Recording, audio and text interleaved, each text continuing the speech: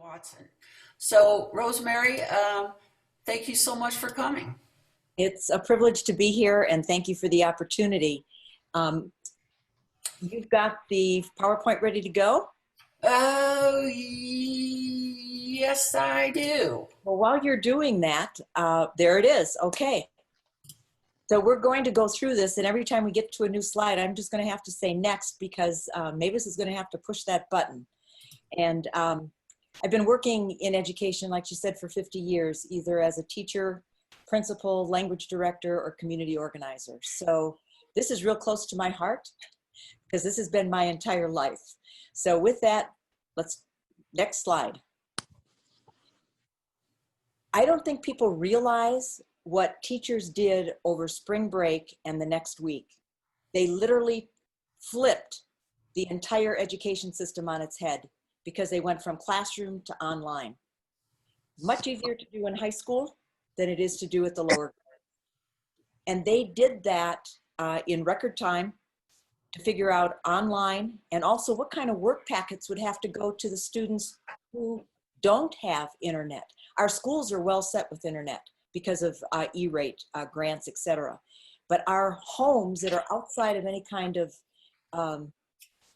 internet service, we have 40% of our rural students do not have internet service, either because they can't afford it or it's just not there.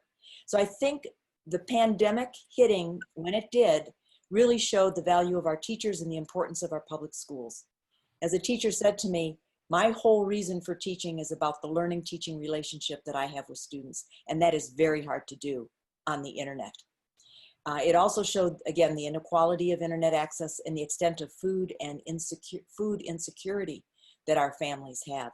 So districts did incredible things to get breakfast and lunch to our students who depend on that because those might be the only two meals they have during a day. Next. So as January began, there were lots of hopes for increased funding. And keep clicking. So there was ongoing funding money that was for $300 million that would bring back soft capital, as it was once called, textbooks, technology, the kinds of things you need to make a classroom work, school safety grant, the results-based funding, Project Rocket, counselors and SROs. $300 million was set aside for that. The uncommitted money yet was $50 million. One-time funding that was going to come along was $685 million, and that was for construction, both new construction and repairs, and also funding for gifted students. So it equaled about $1 billion. As we moved into, next slide, and April, this is what happened. We lost $638 million, which would be just lost through what happened in 2020 in April. And as we go into a new budget cycle on July 1, we know that we are going to be down already for $462 million, which is now $1 billion that we no longer have for our schools. Next. We also know that if we have a 10% decline in revenue over a 6-month period, that's a loss of $500 million. $500 million gone. And we also know that when this hit, we were in March, April, which is the tourist season for people to come to Arizona. It's the ball games and the tourists and visiting all over the Grand Canyon, all over the state, because the temperature's exactly where winter birds want to be. So, and a horrible time for us to be hit by the pandemic for what it would do economically. Next. If you look at this slide, you can see where we were in 2007-8 in terms of adjusted for inflation for per pupil funding. You can see that we were well above 10,000. If you look at where we are in 2018-19, we haven't reached where we were in 2008. We haven't gotten back. Schools have not recovered from the recession, the last recession. Schools have not yet recovered, and now we're hit with this. Next. So what did classrooms look like before school closures? Next.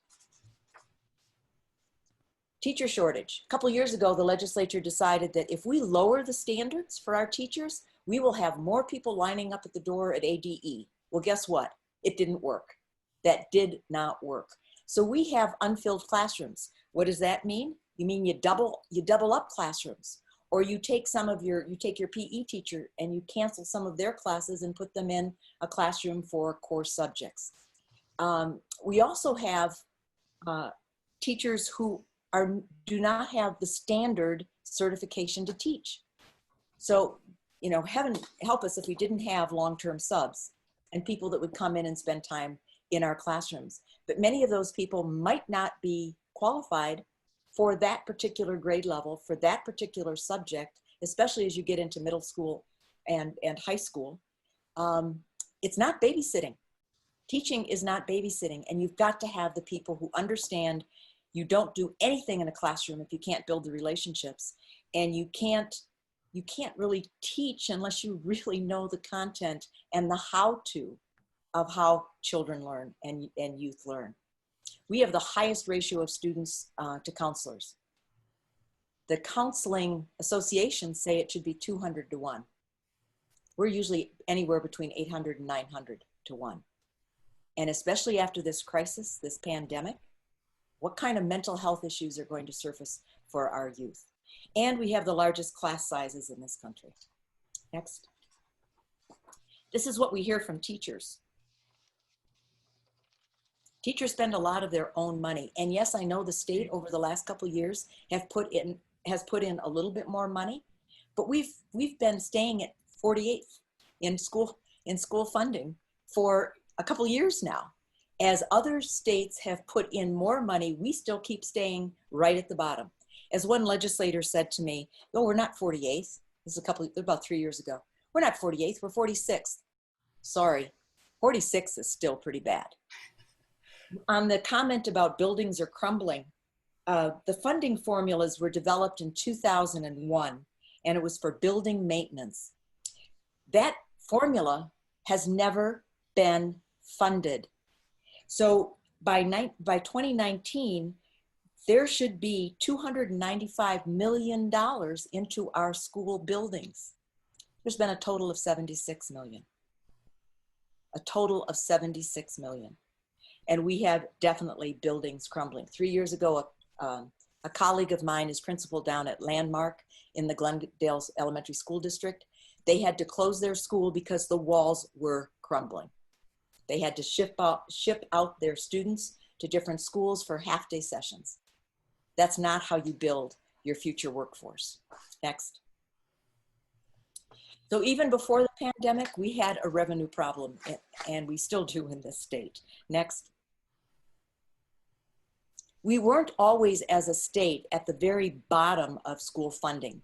If you look in 1960, we were 19th, way ahead of some of the other states. By 1980, we had dropped to 34th. By 2015, we're 49th. 2019, we're 46th. The latest report now has us at 48th. Next. So this latest report says it's definitely more than $4,000 below. It's $4,373 below the national average. And I always question, does Arizona need more than the national average? Our poverty children, that population is growing. I was principal down in inner city Phoenix for 11, 12 years. I know that our children in poverty need more safety nets. They need more time. They need more opportunities. You can't do it if you're $4,000 below national average. National average, we might need more than that for our growing population in poverty. Next. So I've seen the same number now for about 4 years. To get to average, it's about 4 billion. We have 1 million students. And so $4,000 below national average per student. We need 4 billion. Next. So how did all this happen? Why are we continually at 48th, 46th, 47th, whatever? If you look at this chart in the 70s, per $1,000 of personal income, our state was taking $55 per $1,000. If you look at that trajectory, it continually goes down. Now the housing bubble was 2006-07, so you can see that jump. but we have continued to drop in what we bring into the general fund. And the general fund works with three critical areas in our state: public health and human services, public safety, and education. And with that kind of trajectory, what's happening to the funding that needs to go in the general fund for those specific purposes? Next. This is why that trajectory happened. Tax cuts began in the 90s, at the end of the 90s, a huge property tax cut, income tax cuts that have continued even during the last recession. There were tax cuts. And we know that none of this is an act of God. This didn't just happen. These were deliberate decisions by both parties throughout those years. A couple weeks ago, ALEC, the American Legislative Exchange Council, sent out a report that congratulated Arizona for being so low tax, both property and income tax, even though our sales tax is sky high. But they were crowing about the fact that we can now compete with other states around us because our taxes are so low. But then it becomes, to what disadvantage does that put your state? Next. David Lujan, and I will used a lot of his numbers in this. We don't bring in enough revenue to really secure our schools every single year. It's like they work on the budget at the legislature, and then they go, okay, what's left over? Can we give anything to our schools? And usually there isn't enough. So we've had 3 decades of tax cuts. 3 decades that, if you think about that, back in the 60s, 70s, and 80s, our students were getting a fully funded school year. The last 3 decades, our students have not gotten a fully funded school year. And it hasn't changed because of deliberate choices on tax cuts. Next. Next, yeah, right here. Nope, go back, sorry. Tom Rex and Dennis Hoffman are ASU economists that work with us on a regular basis. They have looked at those tax cuts and said 2.5 billion per year is what has been not collected because of tax cuts. So that's 5.5 billion per year. In February, I took a group down to the Capitol to speak with specifically Michelle Udall, who is the representative chair of the Education Committee in the House. We mentioned this data to her, and she basically said to us, I wouldn't really want to deal with that much money. I wonder if she'd change her mind right now, knowing what this state is looking at with 1.1 billion short till the end of June, and starting in July, we're already 1.1 billion short. Next. So the pandemic, here's what needs to happen. Just keep clicking away, Mavis. No new tax cuts or tax credits or sales tax exemptions. Keep the ed funding per the number of students from last year. You know what they did 3 years ago, because it's a business model, is they changed to current year funding. So as a principal, you'd sit there and you go, how many students do I think I'll have in this coming school year? You guess how many you might have. If you're over in how many you guessed and you didn't get that many students, you have to give money back. If you did less, then you've got to go through a whole paper process of getting more money. Before that, they always would take, what was your population in 2019 and 2020? That same number is going to be paid for in 2021. They need to go back to that current year funding to help bail out some of our schools as they get into the new school year. We need a permanent, secure funding source. Watch the legislation during the special session. I'm sure a lot of it will be right now on COVID, but a lot of that money has to come to schools to help them with the COVID issue as they think about reopening. And I know you know this. You got to vote, and you have to vote in the primary, because in LD1, whoever wins in the primary is going to the House and Senate. You have got to be able to get your first person in the primary. And then, just as you well know and do, stay engaged. Next. Oh yeah, legislative session, it never stops. I want to really talk about what is this new sustainable revenue? What does that look like? Next. There are only three ways that the state can raise taxes. 2/3 of the vote in the legislature to raise taxes. Well, you know that's not going to happen because of the proportions of where we are in the legislature. The legislature can refer, I believe if the legislature does it, it should be called a referendum. And then the Arizona Constitution allows a citizens initiative. That is what is being looked at right now with Invest in Ed. Next. And one more, there you go. Keep going. So in 2018, Invest in Ed was doing an incredible job pulling in the kinds of signatures they needed. And the signature validity was not what was disputed. It was the fact that we had the Arizona Chamber putting in almost $1 million to challenge it in court. And so it was tossed from the ballot.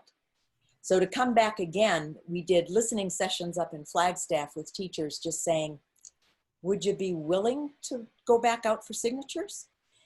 And the teachers, you could literally see them go, I suppose we have to. And yes, and then they sat right back up and yes, we will, because it's about our children. It's about our students. It's about our youth. Next.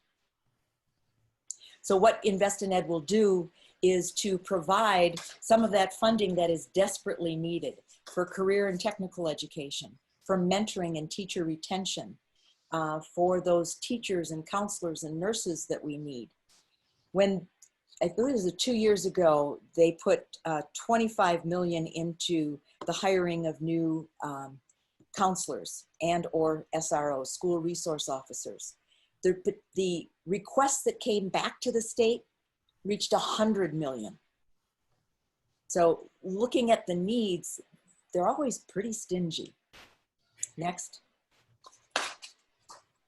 So that this should raise almost $1 million. It's about a 3.5 income tax surcharge on the top 1% wage earners in this state. So a single filer making that $250,000 or married $500,000. And it's only on taxable income after deductions above that amount. So let's take a look at what that really looks like when we think about people that might make that. Next. So it's 99% of our Arizonans will not pay that surcharge. It is only that top 1% of earners.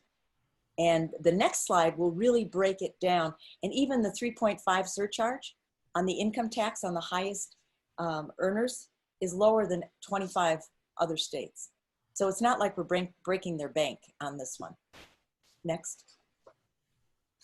So this shows who would actually be not affected, this bottom part of the graph. Our local and average dentist salaries don't make that. Lawyer salaries, veterinarian salaries. And then you drop way down and you see the small business owner and starting salaries for new teachers, the average minimum wage worker. This surcharge is not going to hit the majority of our population. It's only those at the $250,000 threshold. I think that this one box is just really, really important to look at. In addition to the fact that most of those high earners got almost $50,000 tax cut from the Trump tax cuts that happened a year or 2 years ago. So it's only taxable income above those two amounts. So an individual making $251,000 would only incur the surcharge on that top 1,000. It's about 35 bucks a year. I think they could probably handle that. Next. We know that if we are not educating our children, we will not have a future workforce. If we don't have a solid, highly intelligent, prepared workforce, what's going to happen to this state? What's going to happen to this state? It's an investment that needs to happen for not only our children and their future, but for the future of our state.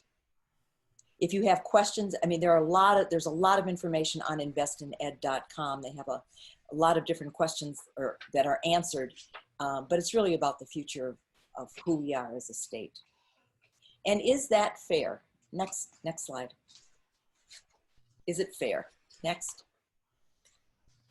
So we can see that we have low property taxes, we have low income taxes, but look at where we are with sales tax. We're one of the highest in the country. If you look at this column on the left, your lowest 25% of our population for state and local taxes paid per $100 of income, they're paying, those lowest 20% are paying $12.50. If you go down, you can see that it lessens a bit, but we're hitting our low income citizens the hardest with sales tax. The top 1% probably pays $4.58 per $100, and I bet they don't feel that. So is it fair? What's been happening over 30 decades, or 3 decades, 30 years of disinvestment in our schools, and are lowering the taxes? This is, our people in poverty are the people, and low wage earners are the ones that have been impacted. Next. So, and I know you do this. I always say, I'm not going to reinvent the wheel. Get yourself connected to education organizations that fight this all the time. Make sure your own networks really understand that. Know and understand the issues, which I know you do. Share what you know, work your networks, really go after your legislators, learn that request to speak. It's a little clunky because they designed it for lobbyists, and I think they did it to be clunky so that we wouldn't learn it quite as fast, but learn it and use it, and attend forums, and then work with your local education group. A comment on the candidate forum: our group was going to put together a forum on the 18th of June. And we decided, the leadership team decided not to do it because of everything that has gone on and impacted our communities, our families, ourselves, from COVID to closed schools to working at home, both with teaching your children and then teaching your classroom online. Plus what happened this week, the unrest, the turmoil, the fear. We felt it was a time to step back and just take some time away from trying to do a forum. A couple more reasons. Number one, there will be a special session. Let's focus all of our attention on what that special session will involve. Number two, we don't even know what all the questions are. I know that superintendents and their teams are trying desperately to figure out how we open, when we open, what does this look like?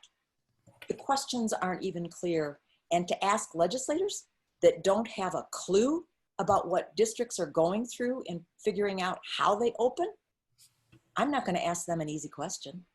I don't want to waste their time or ours asking easy questions, let alone yes and no questions.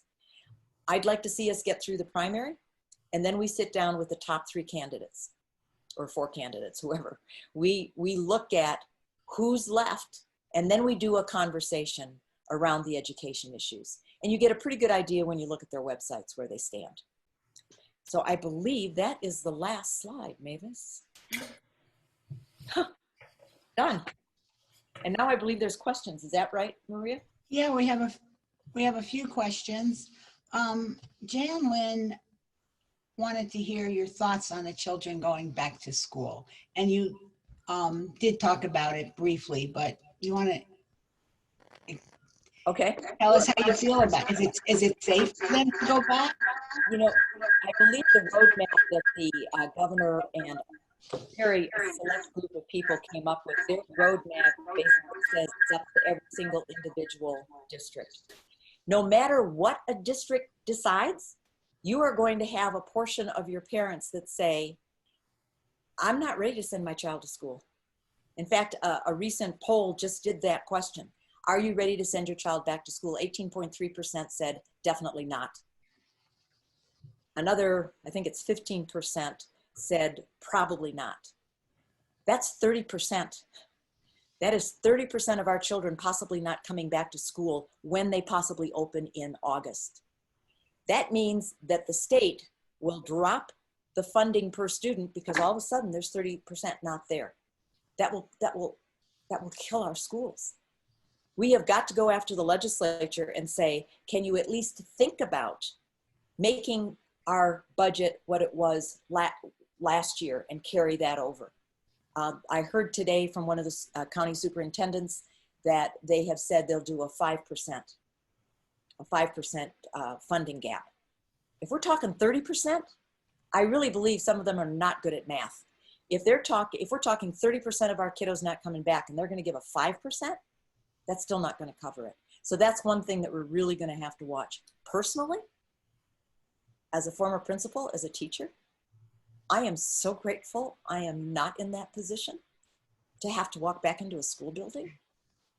I would be frightened for my children, for my families, and for myself. And I would imagine that that range of issues is across the board. How many teachers who are near retirement, and we have about 20% of our teaching group across this state, are near retirement or ready for it? And how many are just going to say, okay, I'm done, time out, I'm leaving now? Where does that put us with the teaching crisis and the teacher crisis? I hope that answers something of that question. That's for me. Okay, so the second question is I'm supposed to ask you about STOs and ESAs. So school tuition organizations and ESAs, how are they sucking the money out of the public schools? Well, go back to about 2011, I believe it was. I might be wrong on the date, but it's several years ago. The state wanted to give vouchers, basically what an empowerment scholarship is. But they called them vouchers at first. When they really looked at it, it was against the Constitution, because you can't give money to a private school. You can't give state money from the state to a private school or to a religious school. And so what they did is they came back and said, okay, we'll call them empowerment scholarship accounts and we'll give the money directly on a Visa card to the parent. Well, that has taken millions. I think we're over $100 million that has then siphoned off of public school money. 85% of our students come to public schools. That other 15% are in charters or private schools. Taxpayer money is going into a charter school and or a religious school or a private school, but it's legal because the parents give the money to the school, not the state. So there's a huge amount of money that goes into that. And if you look on Save Our Schools Arizona, you will find a lot of their blogs that will give you the exact numbers. But I believe it is well over $100 million that has been lost through that. Now, remember back in, I believe it was 2005, Prop 305? I think that was the number. Prop 305 was about the expansion of empowerment scholarship accounts. When empowerment scholarship accounts started, it was to target a very specific group of children, and they were the special needs children. And then it expanded to children on the reservation, and then to children of military, and then children who had siblings who had been receiving ESAs. And so it just kept creeping into getting bigger and bigger numbers of our population onto an ESA. 305 got the no vote won, and it was not to be expanded. And yet this year, this passed before they went off session, they passed an extension of the ESAs for the native countries, the tribal lands, for students that were within certain boundaries off our state boundary. And so that's another expansion. STOs started with one of our legislators, and for the life of me, I can't think of his name, but I know there's reason I really don't want to think about him anymore, because he set up this school tuition account in which you could give money, specifically large amounts of money. Stephen Yarborough, thank you. I needed to see that. He set that up that you could give well over what parents and community members that are giving to public schools. You realize you can only give 400 as a couple and 200 as an individual for a tax credit. But with the STOs, you could give thousands of dollars, and you gave them as scholarships that could then be given out to children. And that's how they sold it. We would give it to children who are poor that we could get them into private school, and that would help them better. But it made Yarborough a very rich man because he's in the legislature making the laws for those STOs and also directing an STO company. That doesn't sound kosher to me at all. There was one other thought that came through, and I'll grab it back in just a minute, but maybe there's another question. Actually, there isn't. Okay. You want to keep going, or? No, I think, Rosemary, this has just been a wealth of information. And yeah, this is probably a good time to stop. And if people want to sign up for their newsletter, what's the best way for them to do that? The best way to reach me to get onto the newsletter, and again, it comes out about twice a month. I beg, borrow, and steal, and yes, sometimes I beg, borrow, and steal from Prescott Indivisible, because I see something that you're putting out that I want to make sure the 600 plus that are on my email accounts across the county also see it. And so I'm always picking and choosing what's the best information I can send out. The best way to reach me is my last name, which I will spell, is Agneessens, S like Sam, SENSR @cableone.net. And you will get the newsletter through a Gmail account that is PEAC PEAC4 schools @gmail.com. And that's precisely because when you send out 600 some, Cable One gets all upset. Yeah, we know. I can't send more than 10. So that would take forever to get an email out. So Mavis, there's just one announcement from Hillary Cannizzaro, and she wants everybody to know that they can come and sign the Invest in Ed petition at Democratic headquarters on Saturday from 11:30 to 1:30. And you can also sign her petition for the school board. Can you put that in the chat box? So Sure. for people that, pardon me, need that information? Oh, she's already put it in.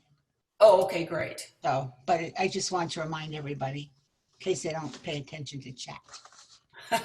Sometimes there's a lot of stuff in there. Rosemary, thank you so much. What a pleasure. You're welcome. If you ever want an update on anything, all you have to do is call. You know how to get a hold of me, Mavis. I'll do it. I'll do it. Hey, thank you so much. You're welcome. So,